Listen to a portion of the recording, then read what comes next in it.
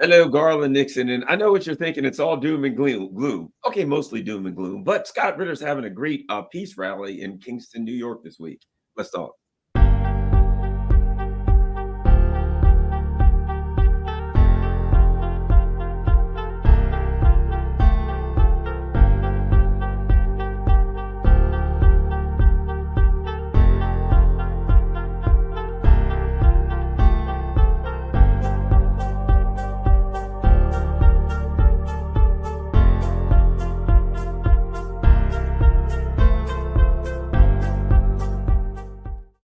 All right. Before we get started, let's remember scottritter.com, scottritter.com. Very important website. Scott's doing a lot of good work. And as you know, there's this gigantic media crackdown recently, like DD Geopolitics, Mark Sloboda, African Stream. They're just going in there in YouTube and they're just shutting down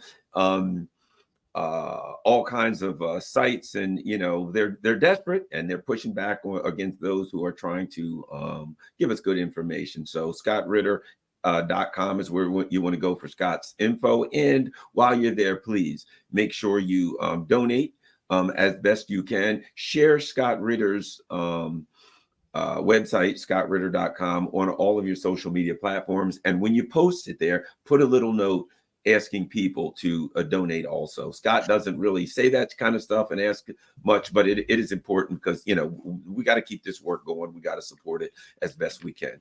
All right. We're going to start off on a positive note. May not stay positive forever. No, it is going to stay positive because, there's danger, but there's things that we can do to, fight against it as best we can. Scott, what's happening this weekend in Kingston, New York? Well, in Kingston, New York this weekend, we're having a peace and justice rally, a peace and something. There we go. There's a name for it because it's put on by it's not Garland Nixon. It's put on by Gerald Salante, wonderful editor and prognosticator and peace activist. Every year he brings together people in Kingston for an annual rally in support of peace. And this year he asked me to be a part of it. The peace and freedom. There we go. There's the F word that we were allowed to use on radio. and he asked me to be a part of it. And brainstorming one day with Gerald and Judge Andrew Napolitano, we came up with a concept that's going to manifest itself. It's a peace and freedom rally. That's the umbrella. But I've also, because this is an election year, we're going to be doing something I call Operation Dawn, which is a challenge to Americans, asking the question, what would they do to save democracy, to save America, to save the world through their vote in November? And the idea is that we're not going to give our votes away. We're going to make the candidate that we end up voting for earn it. And they earn it by, addressing the issues that are being highlighted in the rally as being important. Issues like preventing a nuclear war, issues like resolving the ongoing genocide in Gaza, issues like defending free speech or defending a free press, and promoting peace over war. And so we have an all-star lineup. Again, Gerald Salante is the organizer and the speaker. Anya Parampel, people might know her. She's the wonderful journalist, wife of another wonderful person, Max Blumenthal. He'll be there speaking. You'll have yours truly. We have a guest appearance by Roger Waters from Pink Floyd, addressing the crowd live via video, and then providing an absolutely phenomenal video from one of his recent concerts. It sort of brings the issue of activism and music together. And we have Judge Andrew Napolitano will be there. Joe Loria, the editor of Consortium News, will be there. It starts at 2:00. It'll run to 6. It may go a little late because we know how people are when they get a microphone in their hand and a good cause. Sometimes they go longer than scheduled. But that's okay. We hope to have a really good crowd. We'll be streaming it live. If you go to scottritter.com, you'll find where you can get it there. We're putting out flyers that'll tell you how to get on the various YouTube channels of people. It's what we call a family of podcasts. Almost everybody that we have participate in this, has a podcast or alternative media channel of one sort or another. And so we're trying to bring in those audiences as well and get it out to as broad an audience as possible. But it's going to be an afternoon of activism, an afternoon of, celebrating peace over war, and an afternoon of bringing a community together to talk about the issues that bind us, not separate us. And I'm really looking forward to it. I'm grateful for Gerald Salante for putting it together and giving me and the others an opportunity to address these important issues in front of the most relevant crowd in American history at the moment. That is, American citizens who have the power to vote. We have an election coming up in November, and that election literally the outcome of that election can make the difference between life and death, not only for people around the world when we talk about American foreign policy, but for Americans themselves, not only about the potential conventional wars we may get into if we elect the wrong person or adopt the wrong policies, but the life terminating for all humanity concept of nuclear war and how best to prevent nuclear war. So it's a big weekend. It's been a long time in preparation. So I'm really looking forward to getting it out there and it's off a campaign. This September 28th is just the start of Operation Dawn. Operation Dawn continues all the way through the election. It's a constant challenge to the American voter not to give your vote away, to make a candidate earn your vote. I like to speak of every voter being the squeaky wheel, and it's the job of the squeaky wheel to get the politician to put the political grease on the squeak to make it go away. And that political grease, of course, is policies that are going to be advocated or that meet the demands of the voter, not the requests of the voter. We don't request, we demand. We demand, or you don't get our vote. And so that's what's going on this weekend. There was a famous quote by Paul Robeson who said, "Never ask for anything you have a right to demand." That's I right. always love that. And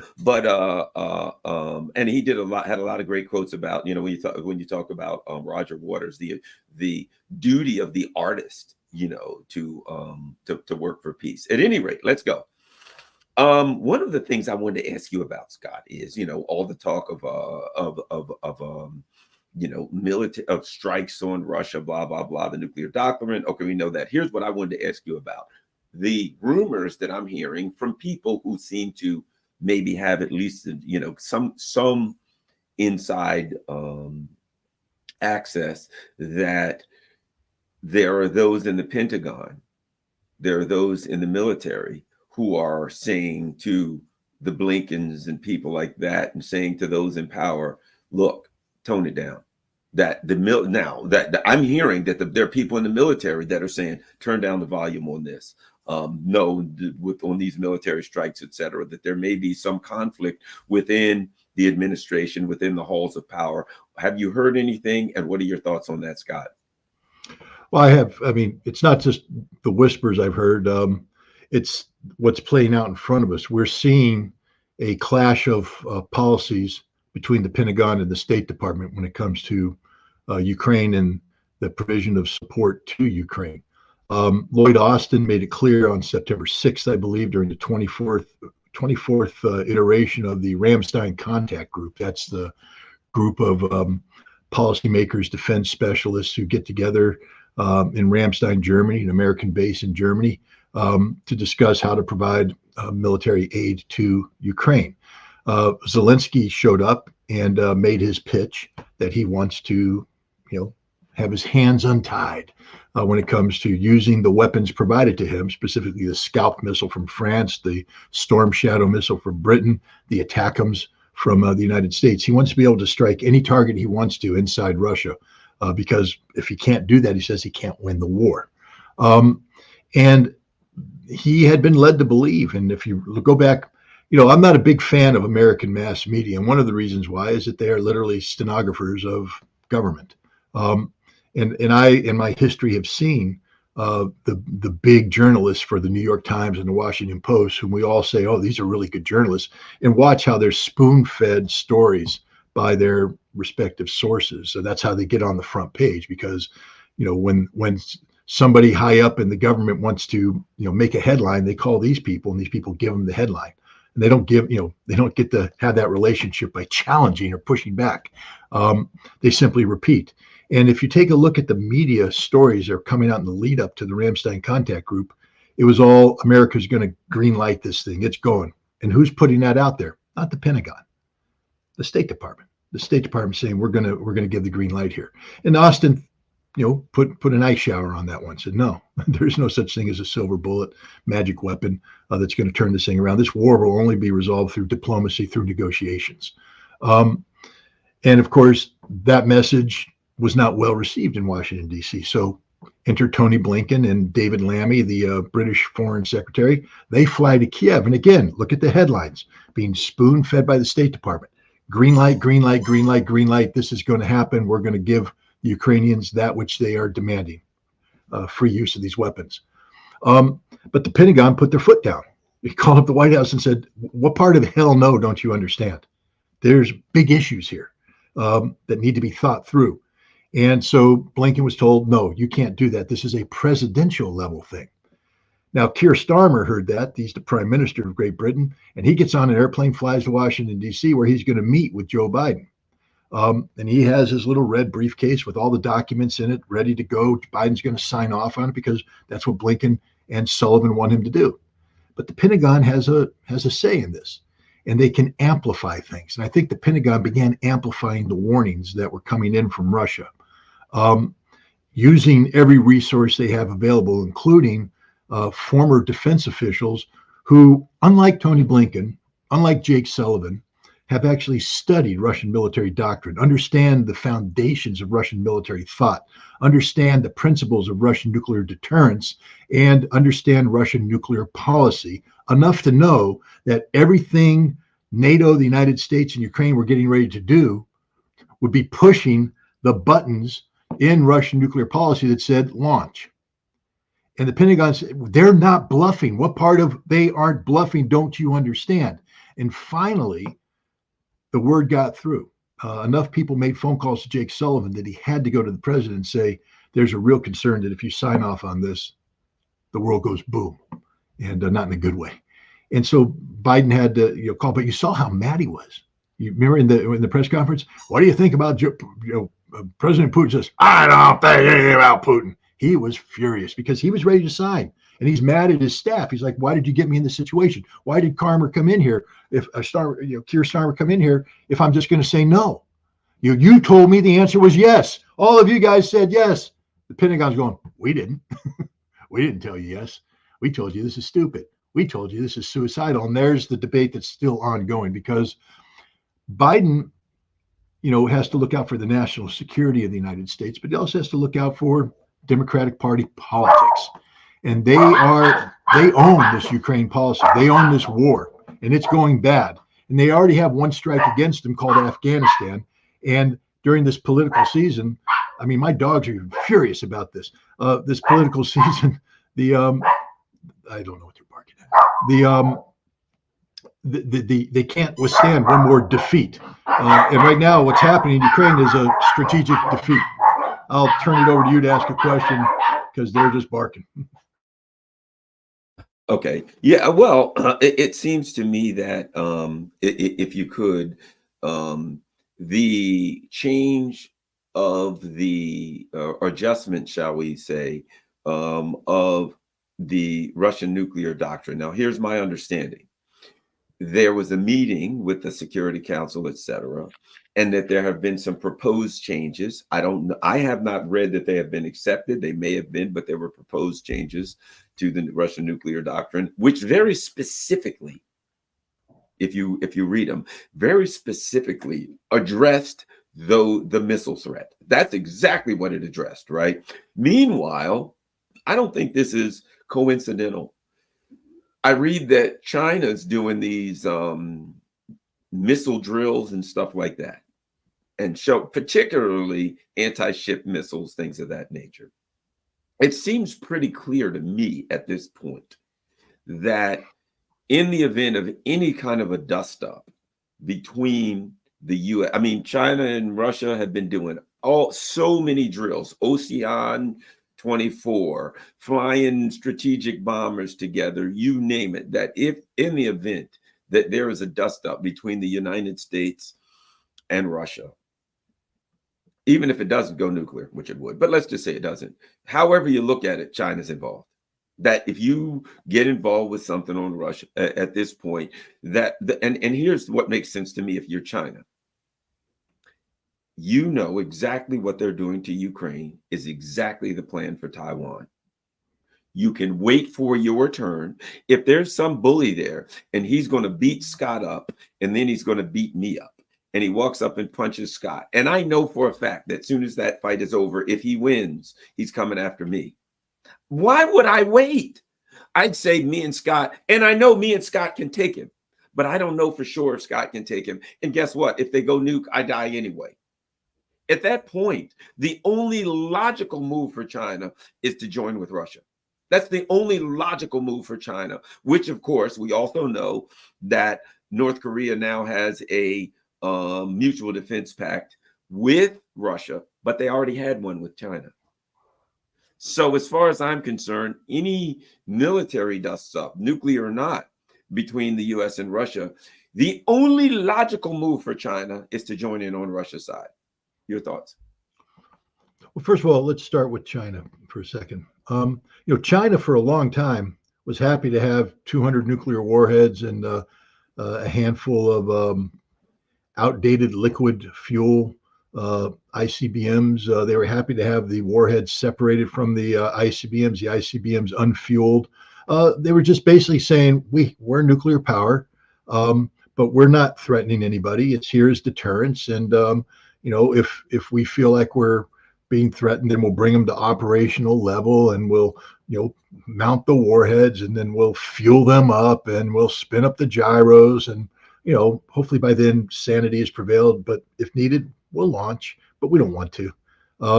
That they had a very casual relationship with nuclear weapons until the United States started playing muscle flexing games in the Pacific and backing it up with their nuclear might. And one of the things that bothered the Chinese is that as the United States roared back after the brief interlude with arms control in the 1990s and the early 2000s, and the Chinese realized that the United States was going to flex in the Pacific, and it was backed by nuclear weapons that could be used preemptively against China. That China was very vulnerable to an American preemptive attack, where the totality of China's nuclear deterrence could be taken out, leaving China basically helpless. And on an issue like Taiwan, which the United States was pushing China on, if the United States preemptively took out China's nuclear arsenal and then told China, what'll happen if you make a move on Taiwan? We nuke you and there's nothing you can do. It was unacceptable for the Chinese. So they have been looking to revamp their strategic nuclear deterrent. They're in the process of completing 300 and some odd missile silos out in the west of China. The belief is they aren't going to put missiles in every single one of them. The idea is that they're actually going to put about 100 missiles in there and move them around. They'll put them in, they'll put dummies and others, and that makes targeting difficult now for the United States. Remember, preemptive, if you're going to preempt, we're going to have to put at least one warhead on 300 some odd silos. That eats up a lot of our warheads. So the Chinese are going to make targeting challenging. The missiles that are putting in are DF-41. It's not a liquid system. It's a solid system, which means you don't have to fuel it, push the button, there it goes. It has 10 warheads on there, independently targetable. So if you have 100, that's 1,000 warheads right now. Suddenly China has a meaningful deterrent that isn't going to be preemptive, and it's complicated America's strategic posture, because our strategic posture was always focused on Russia as the defining threat, in dealing with Russia's ballistic missiles, Russia's nuclear bombers, Russia's submarines. And now China not only has a viable ground-based nuclear deterrent, but they're up to 6 boomers, ballistic missile submarines now that can launch missiles that have nuclear warheads on it. The United States has to respond to this, but to do that, we have to divert our our stockpile. We were putting so many resources on Russia.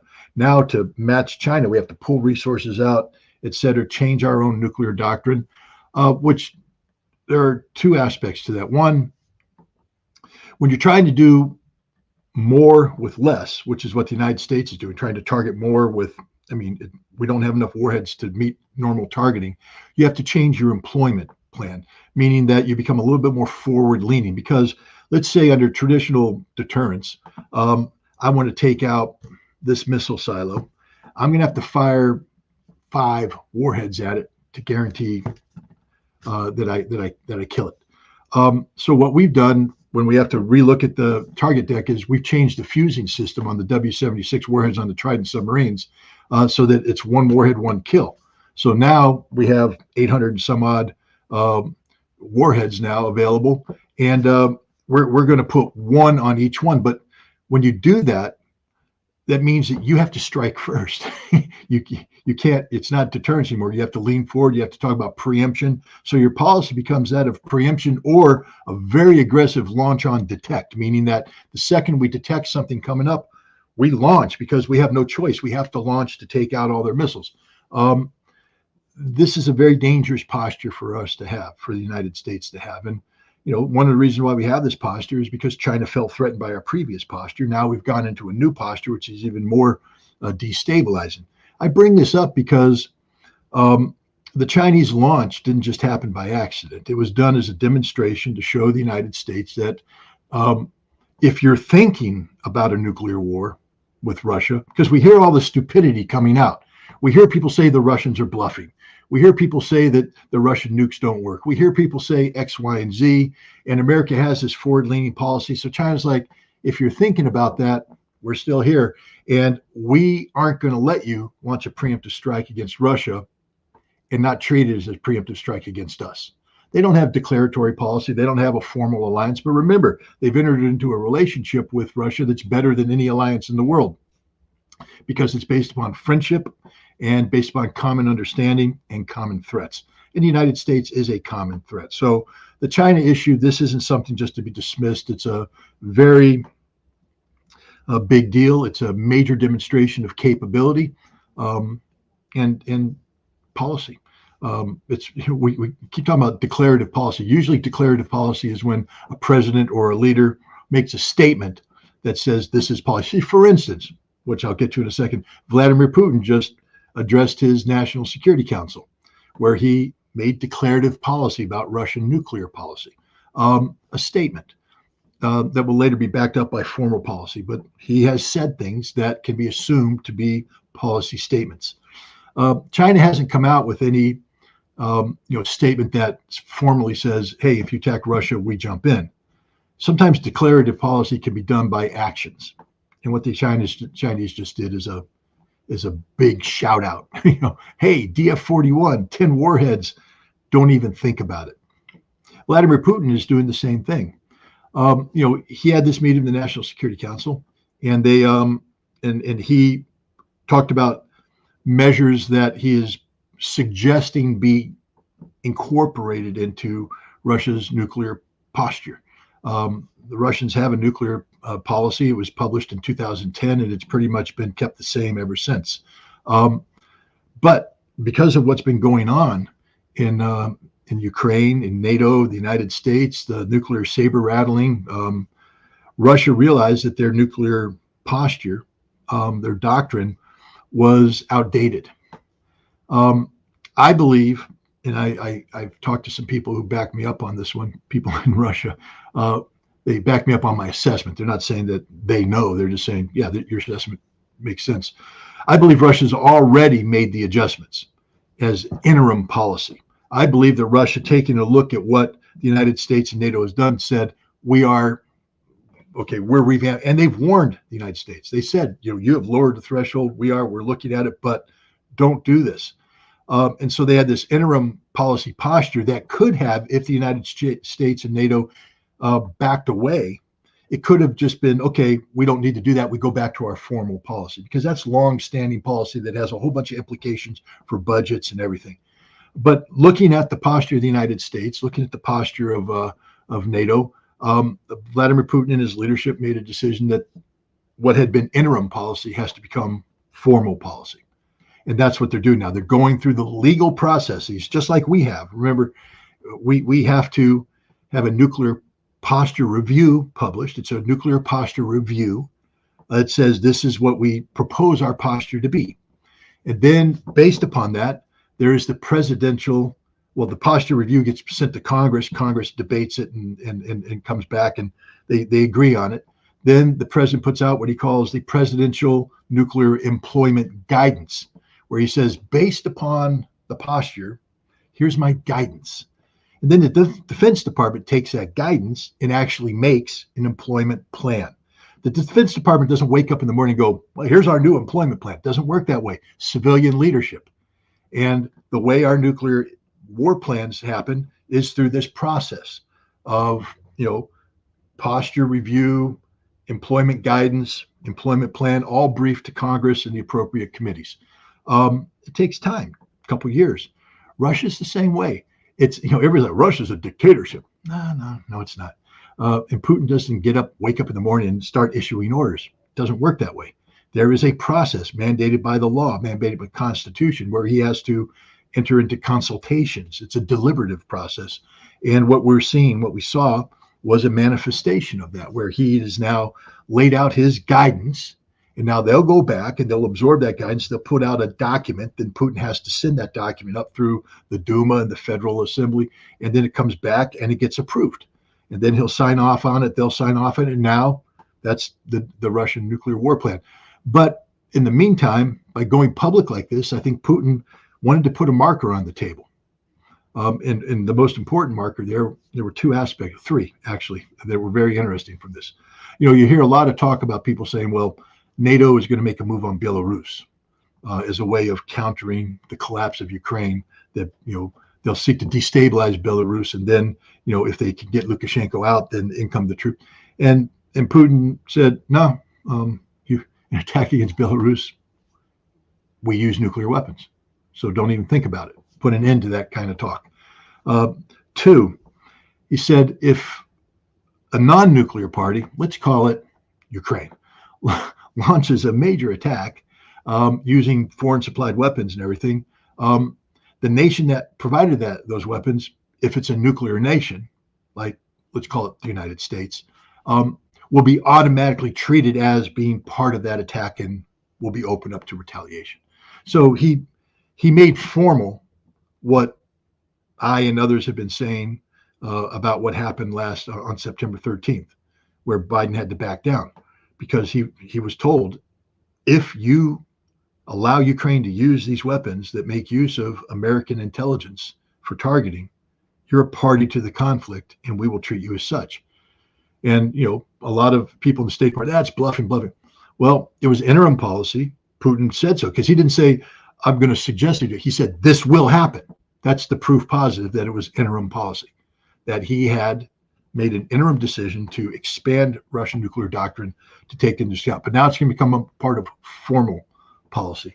And the last thing is, if NATO's always said, we can hit Russia with a massive attack, conventional attack, that will, it won't be nuclear, so they won't have to use nuclear weapons in retaliation. It'll be a conventional attack, a massive conventional attack to send a signal. And Putin said, if you do that, we'll treat it as a nuclear attack and we'll nuke you. And so what he's basically done in one fell swoop is nullify all of the major offensive-oriented policies that NATO and Europe have been considering to put pressure on Russia in lieu of, in light of the fact that their Ukraine policy has failed. So they're looking to put pressure on Belarus. They're looking to empower Ukraine to do things. They're looking at maybe striking Russia with conventional weapons. And what Putin has said is, no, our nuclear deterrence applies to all of these, and there will be a nuclear war. This is important, because we just had some idiot in the European Council get up and say, Europe rejects this. Well, how can you reject it? Europe views it as saber rattling and a bluff, but you don't count. I just wish somebody in the United States every once in a while just call them up and say, hey, shut up about nuclear issues. until you show me your nuclear arsenal, the one that you control, the one that you have make policy for, you have an employment plan for, you don't have nuclear weapons, shut up about nuclear weapons. The big boys get to talk, you don't. But they're in there throwing their 10 cents around. It just muddies the water because it creates an impression that then gets fed off of by politically oriented people like Tony Blinken, who says, well, Europe's behind us, Mr. President, Europe's behind us. Europe's not behind you. Europe's just hiding behind your nuclear umbrella, but they're just parroting what you've said. You say that Russia's bluffing, so like the little, the big dog barks, Russia's bluffing, Russia's bluffing. The Chihuahua goes, oh, Russia's bluffing, Russia's bluffing. That's all that's happening. It's not a well thought out policy formulation. It's just some soy boy getting up there making a statement. Now, let me throw something else at you that I thought about, because so there are these a couple of comedians in Russia, Volvan and Lexus or something, and they can call people and fool them and kind of get the truth out of them. And they got in touch with old Ann Applebaum's husband, Radikal Sikorsky. Here's what's interesting about that, and I'm going to connect it to this, and I think it is connected. So they're saying, would you do this? Would you do that? Would you do that? And or this or that or this or that. And Sikorsky's saying, no, no, no, unless the front falls. Oh, no, unless the Ukraine front falls. Oh, no, no, we won't do this. So the implication was, no, no, but if the Ukraine front falls, well, then, all options are on the table. That's kind of what I got from that. And I think this, if I'm the Russians, here's what I think.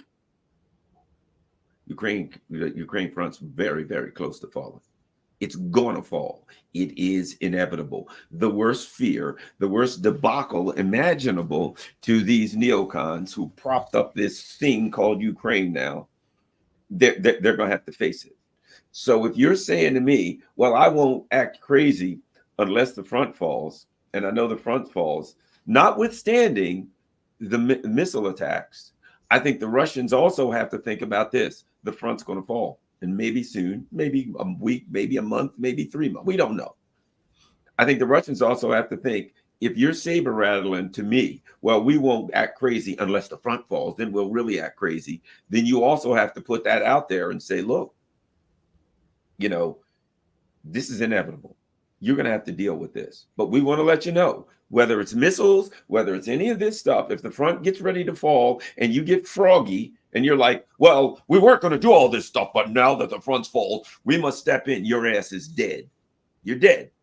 So if it's missiles, if the front falls, whatever it is, if you think that you can get away with doing things because you're desperate and we ain't going to kill you, you're wrong. And I think that was a consideration. Also, your thoughts?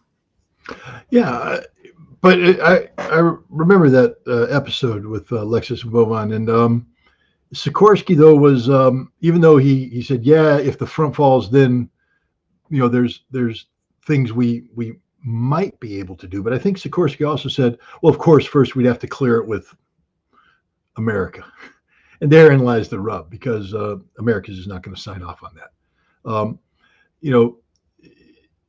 Poland. Sikorsky's always been this very war hawkish, neocon aligned kind of guy, anti-Russian. Look at his wife, the Russophobe of Russophobes. But the fact is, the Polish military can't do anything. They can barely get out of barracks, and do an exercise. Now you want to put 60,000 of them online and cross the border in an offensive operation surging into Ukraine, where they're going to have to, advance, a couple hundred kilometers to reach the threat. Suddenly you've created a logistical problem that they're not prepared to handle. Fuel, ammunition, and command and control. They're not on the exercise ground anymore. When I was in the Marine Corps, we trained at 29 palms all the time, and you could basically do an exercise in your sleep if you wanted to, because you just know, okay, go up to the T, take a right, okay, take a right, exercise over. Well, imagine real life where you don't know the terrain. You're now going out and doing it for the first time, and you're getting hit. It's like going into a boxing ring, preparing for a fight with Mike Tyson. You can spend all the time you want hitting the heavy bag, and you can think you're so damn clever. Oh, I'm clever. I'm hitting the heavy bag, Get in a ring, the heavy bag hits back. Hard. And if you haven't prepared for that, You're going to lose. The Polish army is incapable of meaningful offensive operations against a Russian level threat. And they know that. They can only do things if they are joined by the United States and by other NATO entities. And even then it's not enough, because the same problem of lack of combat experience and lack of real-time exercises that practice. If you don't train as you're going to fight, then you're going to lose the fight. And NATO hasn't trained for what this fight is, so they would lose that fight. So Sikorski's just flapping his lips.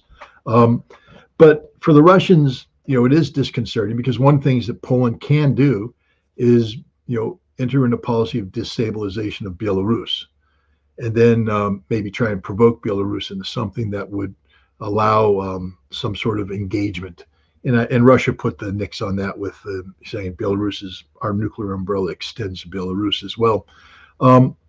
But I think Russia, they factored in all that. But I think a Russian military, if I were on a Russian intelligence staff, I would be saying, we have to prepare for this. Of course, it's a contingency.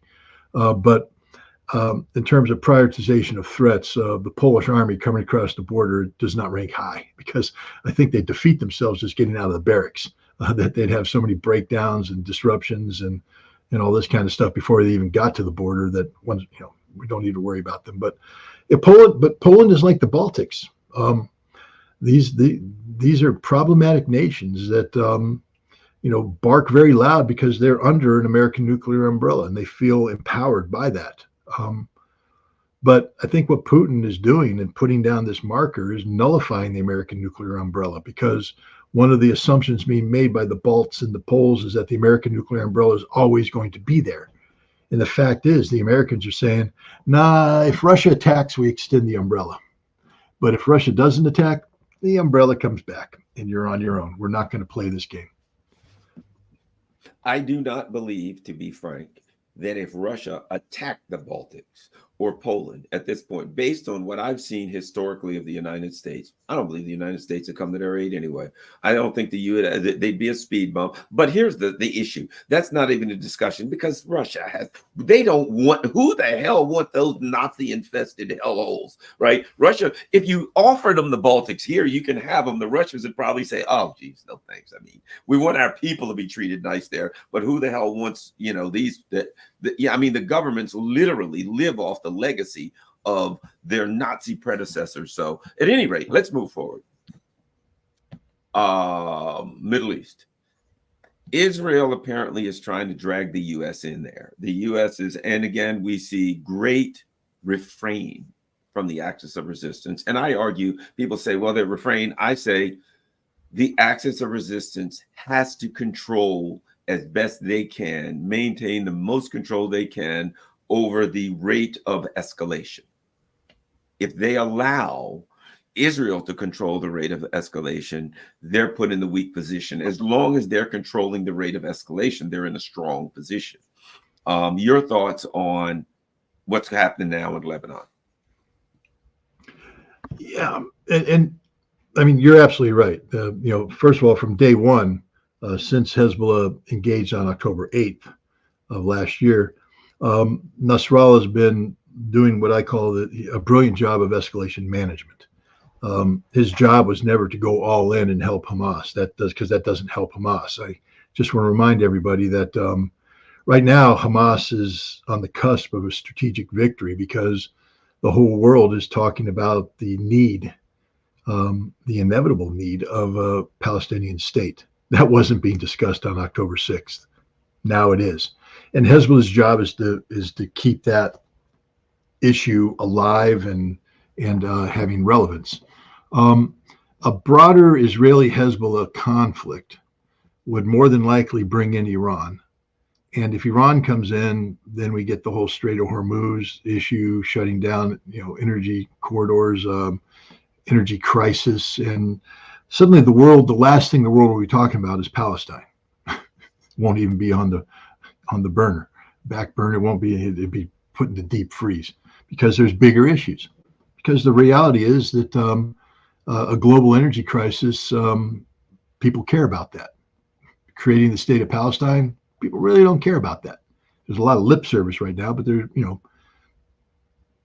Palestine's always gotten the short end of the stick when it comes to, genuine global support. There's a lot of lip service being played because of the horrific manner in which Israel's carried out its anti-Gazan policies, the genocide, the solidification of the apartheid state, just horrible things, the war crimes.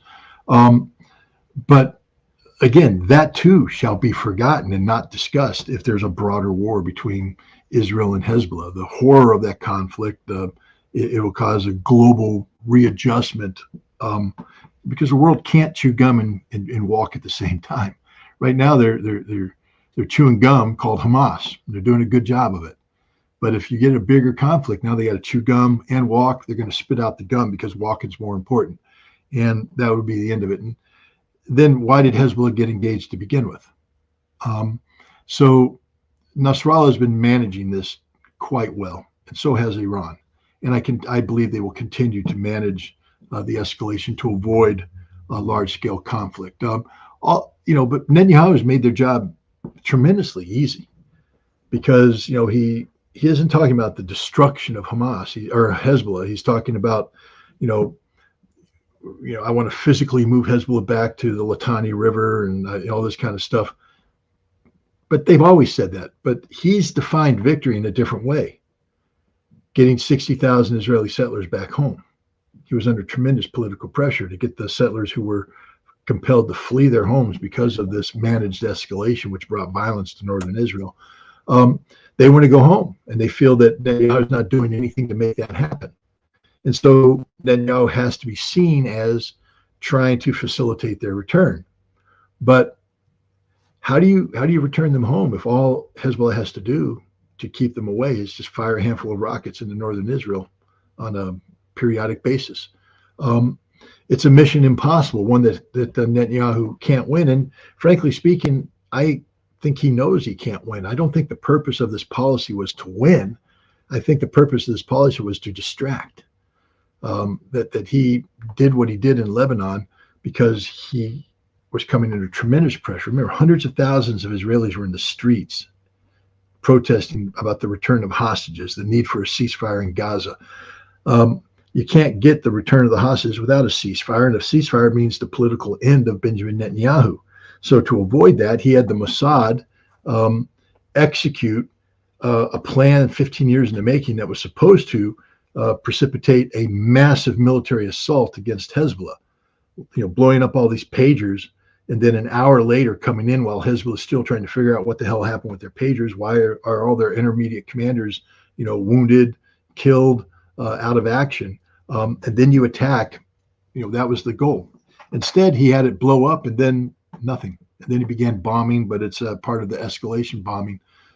He threw away an invaluable asset. I mean, I'm not condoning it. It's an act of terrorism, but I'm just saying that they went through a lot of time and effort to make this capability, and then they blew it. Today, no Hezbollah's guy is carrying an exploding pager. Hezbollah's adapted. They've moved on, and Israel now had a one-time shot, and they blew it. Why? Because Netanyahu panicked. Netanyahu is fearing for his domestic political life.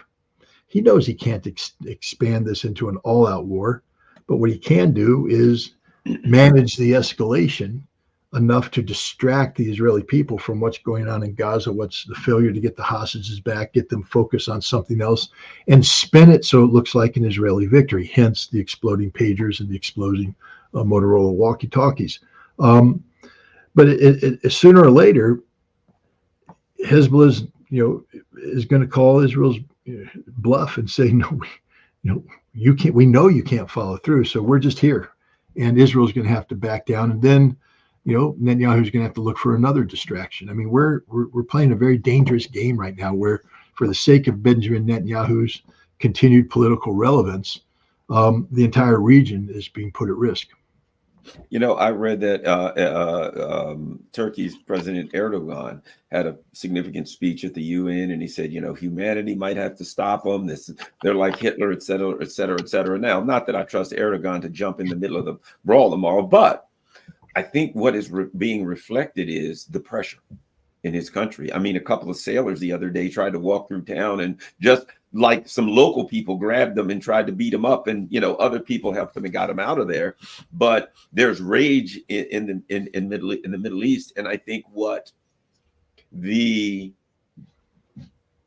neocons supporters aren't taking maybe into account is that if this thing pushes too far, and it may not even have to get to the point where it is a full-blown regional war, they have to deal with the populations of these countries, that they could endanger the rule of some of the Western allied governments that could fall. They could fall at the hands of people in their military or in their government who are unhappy. This thing could really spin out of control from the perspective of they're not just dealing with Iran, but other countries that they never suspected, such as a Turkey. I'm sure Erdogan's looking over his shoulder saying, and there are people around here that want to overthrow me and get in the mix. You know what I'm saying, Scott?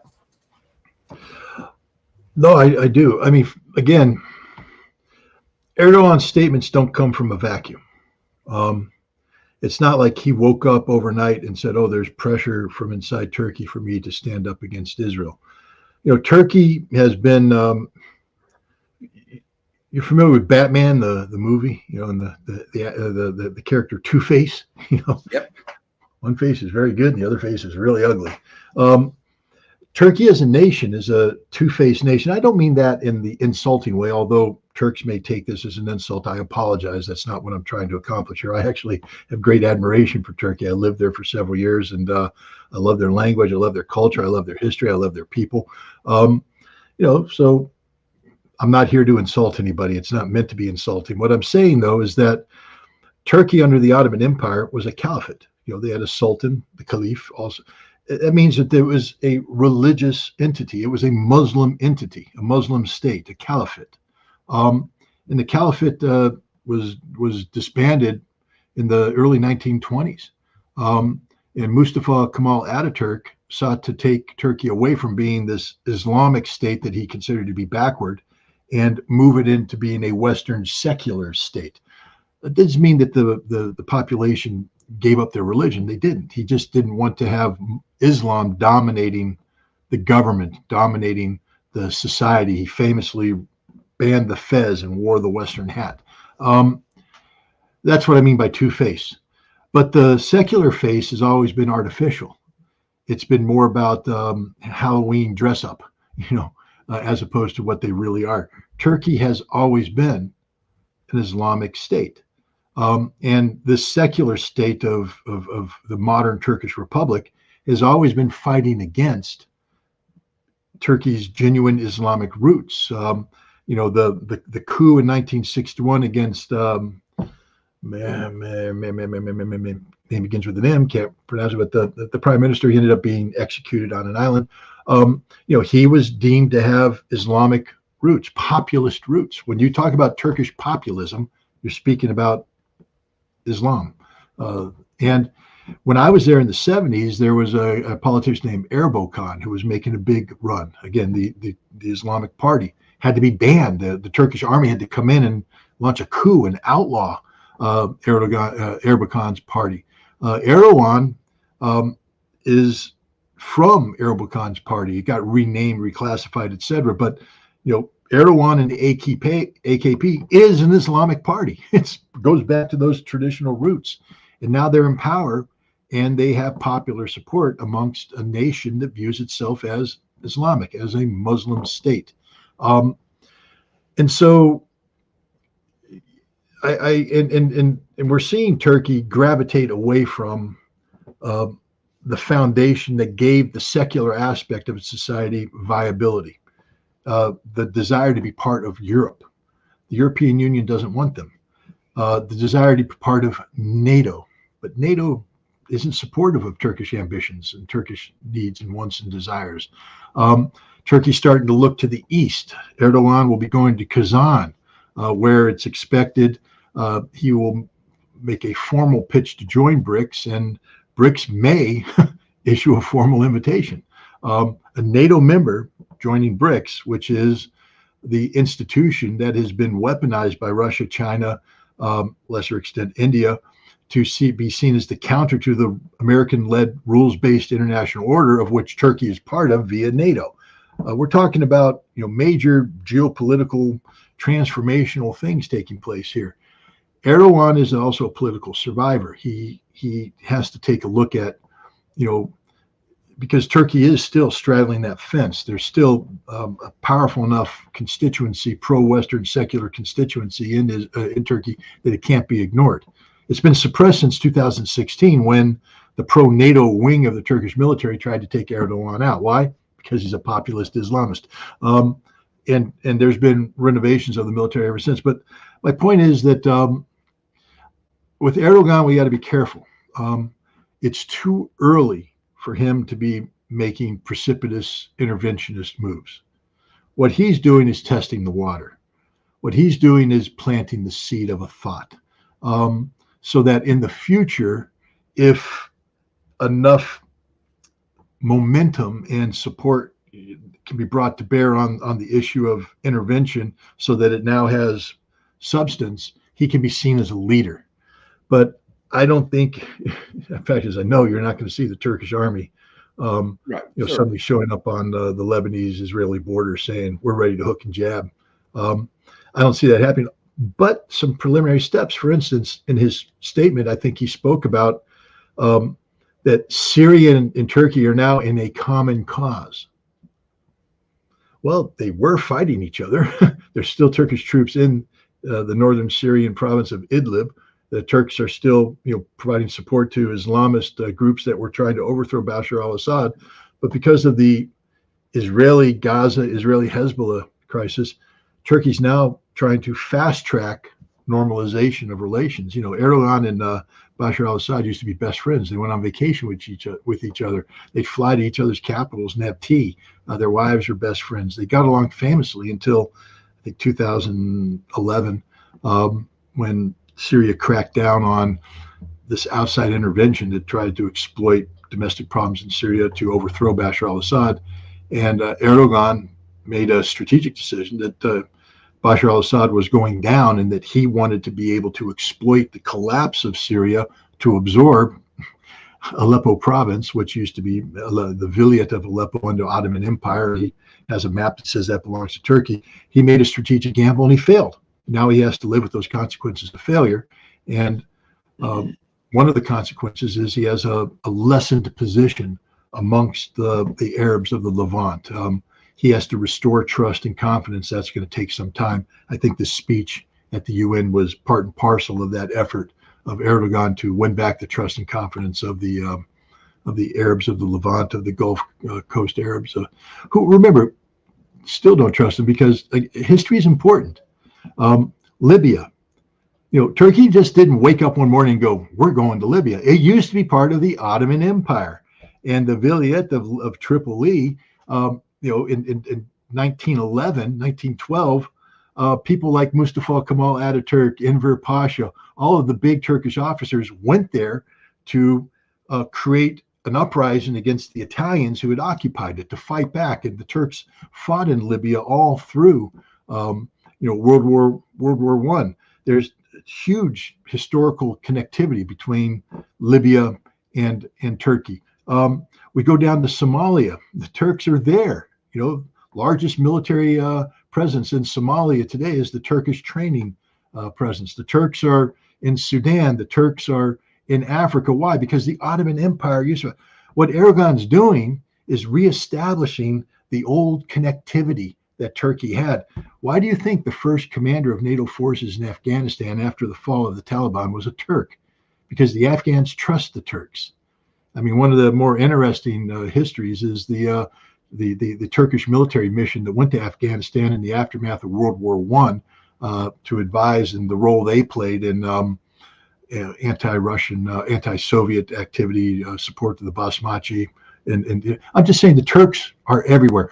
Ask the Chinese. Who's the biggest foreign problem for China when it comes to the Uyghur population? The Turks. Turkish intelligence operatives are in China trying to create unrest. Well, that's why so many Uyghurs have fled China and come to Syria to live. They brought their families. They live in Idlib right now. Big problem for the Turks. But I'm just saying that Turkey has ambitions to become sort of a Ottoman Empire redux. Lastly, a few minutes on this. The state of, and I think it's important, as best as you know, the state of the current front in Ukraine. I've seen some major, Petrovsk and Ugledar and different places seem to be in great peril, shall we say? And it seems to me you're looking at hubs for resupply. You're looking at some of the last fortified positions. I mean, if these places fall, I mean, it's as they say, it's a foot race to the Dnieper River. There's nothing back there to block them. Your thoughts of the current state of affairs, and what happens if those things fall and it's off to the Dnieper River? You know what I mean? It's decision time, Scott.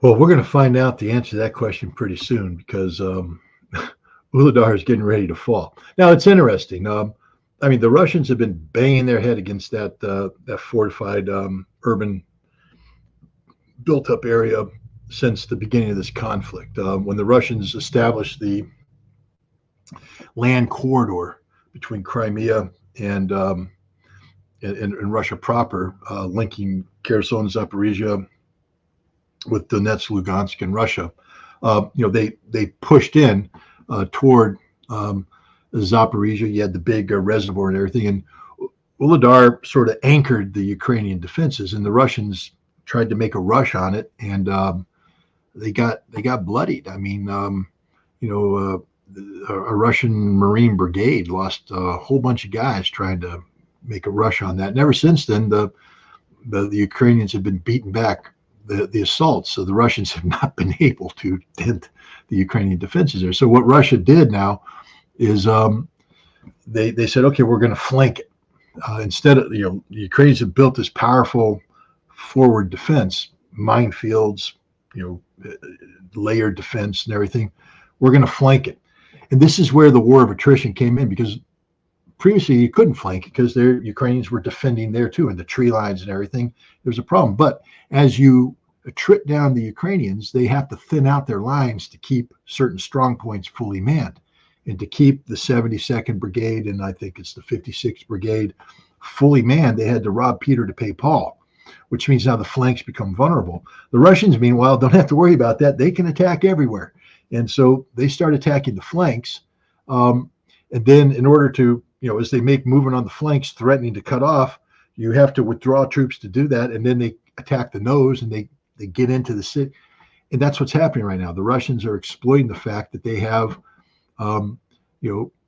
superiority, manpower and equipment on the battlefield, and they're exploiting that. And again, they're grinding down. The Ukrainians may lose two of their best brigades at Uladar. Right now, the Russians, from my understanding, have fire control over the last two remaining dirt roads exiting the town.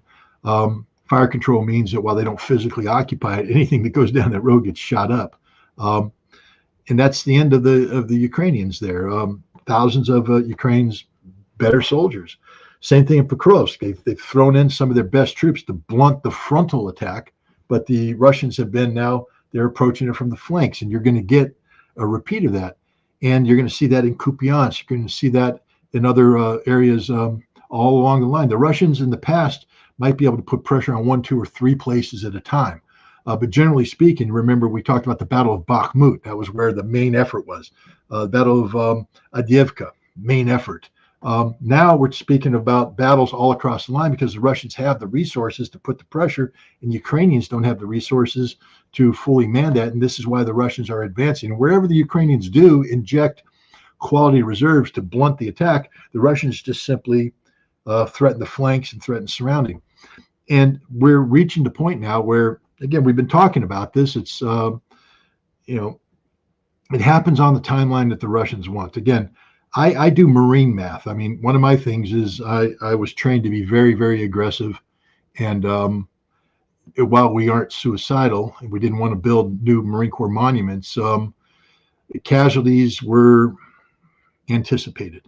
The Russians have taken an approach that says we don't want Marine Corps type casualties, meaning that taking the objective is not worth the price tag that's going to be attached to it.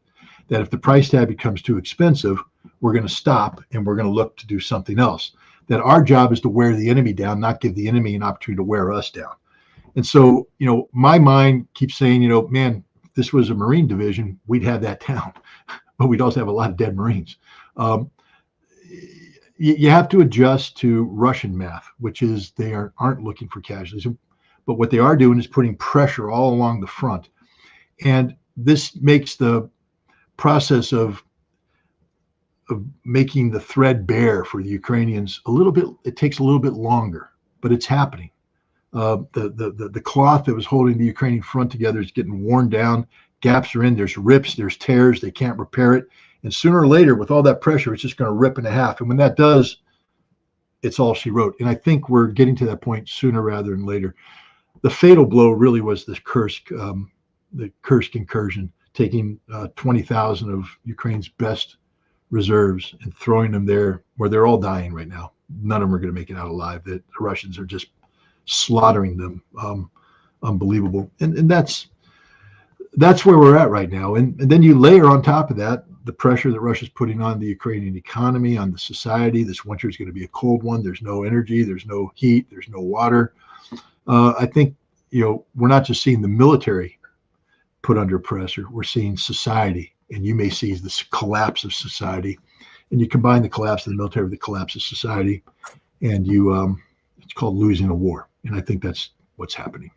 Yeah, I was reading some articles the other day about a lot of the Ukrainians were going to have the big refugee crisis again in anticipation of the winter, knowing, hey, we don't have half the time electricity, etc. They're getting the hell out. And so they're all trying to cross the border. So I look for just a debacle of mega proportions in that you're going to have a military collapse of some kind, which I tend to think, people are like, oh, they'll fall back and fight. I think at that point, rather than like, okay, we'll fall back on the other side of the Dnieper River, we'll do this, we'll that. I think at that point, you get political collapse for sure. That's when Zelensky's ability to stay in so-called power becomes tenuous at best. Right, that people start saying this guy's led us down the road of disaster. I think the politicians start to fall apart, the people start to leave, and you have what's a husk of a country that and I've always said this, at that point, I think part of the Russian plan, be it an active plan or passive, is at that point there's nothing for the West to come in and save. There's nothing for the backup. You know what I mean? Well, even if the West said, we're going to come up and fight with the Ukrainians, there's nothing left to fight with or for. You know what I'm saying? All right. Well, I got to go. So. Yeah, looks like they just said, all right, man, we'll talk later. All right. That's funny. It looks like, well, I was about to end it anyway. So it looked like Scott had a dog alarm that decided it was all over. They're probably fighting or angry at something outside. You know how anybody who has a couple of dogs know how they can be. But at any rate, and the smile on Scott's face told us that he could see what the problem was. He could see what the issue was. At any rate, but thanks a lot, everybody. So a couple of things. Don't forget, share this on all your social media platforms. Follow me on Rockfin, follow me on Rumble. Like I said, they've thrown Mark Sloboda off. They've thrown DD Politics off. They've thrown, I heard Larry Johnson, I think. I mean, they're just, who knows who's next. So if I get thrown off of YouTube, hopefully I won't. You'll still find me every day, same places, Rumble, Rockfin, etc. So please, please, please follow me there. Please share this on all your social media platforms. If you can afford it, Patreon, buy me a coffee, whatever the case may be. Please, PayPal, whatever, if you can afford to support the channel, that's great. If not, just share it on all your social media platforms. Make sure you share ScottRitter.com on all your social media platforms. Thanks a lot, everybody. I'm out.